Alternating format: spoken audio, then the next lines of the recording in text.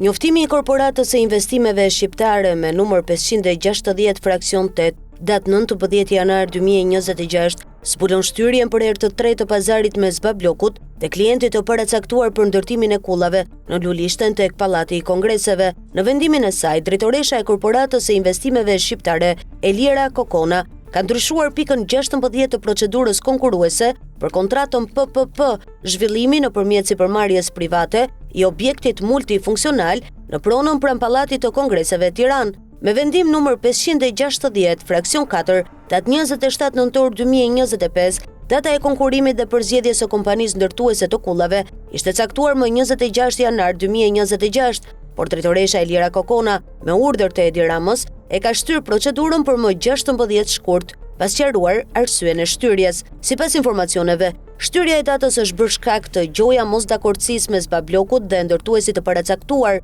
me qëllim që ky i fundit të marrë 75% të sipërfaqes së ndërtuar dhe jo 45%, siç është përcaktuar nga qeveria. Pra ankandi po shtyhet me qëllim që serviret si gjoja vështirësi e pranimit të PPP-s për jetëzimin e Pallatit të Kongreseve dhe sipas kësaj skeme të krijohet justifikimi që qeveria të pranojë ofertën e kompanisë ndërtuese për të marrë 75% të sipërfaqes së ndërtimit të kullave. Në muajin prill 2025, Edi Rama publikoi idenë për ndërtimin e kullave në zonën e Pallatit të Kongreseve përmes PPP-ve me miq të tij, ndërsa para 2 muajsh e bëri fakt të kryer me hapjen e garës formale nga Korporata e Investimeve Shqiptare e drejtuar nga Elira Kokona. Me vendim numër 503, datë 10 shtator 2025, qeveria i kaloi korporatës në pronësi sipërfaqen prej 4760 m2 lulishte rreth Pallatit të Kongreseve, e cila më parë ishte në pronësi të Bashkisë së Tiranës. Mbi këtë lulishte pritet të ndërtohen kulla me funksione banimi,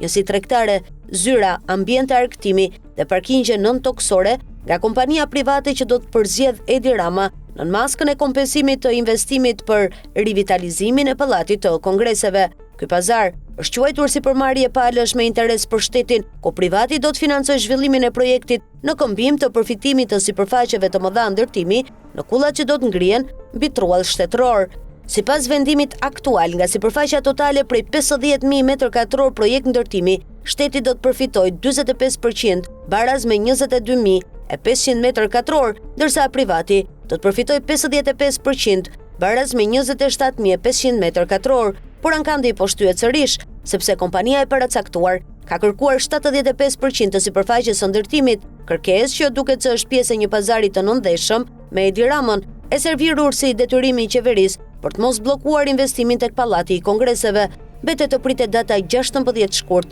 e caktuar si afati i radhës i ankandit, për të parë se cili do të jetë ndërtuesi i kullave rreth Pallatit të Kongreseve dhe me çfarë përqindjeje sipërfaqe do të mbyllet pazari mes tij dhe Bablokut.